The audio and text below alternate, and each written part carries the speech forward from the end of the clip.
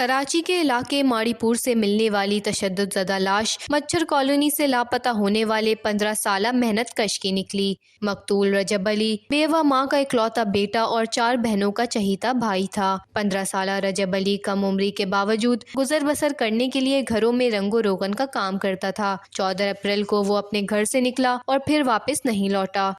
14 تاریخ پیر والے دن گیا تھا اور بولا شام کو گیا، بولا کہ ابھی مجھے چپس اور برگر کھانا ہے، تو اس کے بعد پھر ہے نا بس یہ بولا، اس کے بعد ہمارا بھائی نہیں آیا۔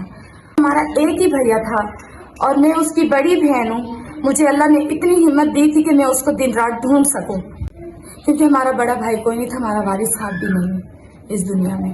مجھے اطلاع ملی کہ آپ کے بھائی کی لاش مل گئی ہے، جس طرح کے آپ نے کپڑے وپڑے پہنے آ کے آپ اپنا بھیا لے جاؤ۔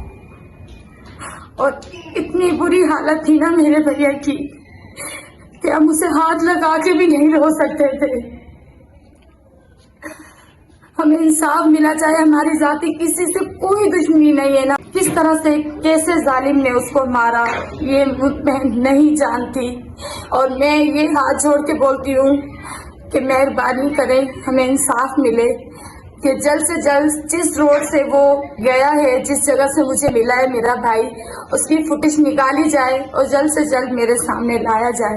رجب علی کا پتہ چلا ہم لوگ ڈاکس تھانے گئے، ڈاکس تھانے والوں نے سول بھیجا، سول سے ہم لوگوں نے ریسیونگ کی یہ لاش۔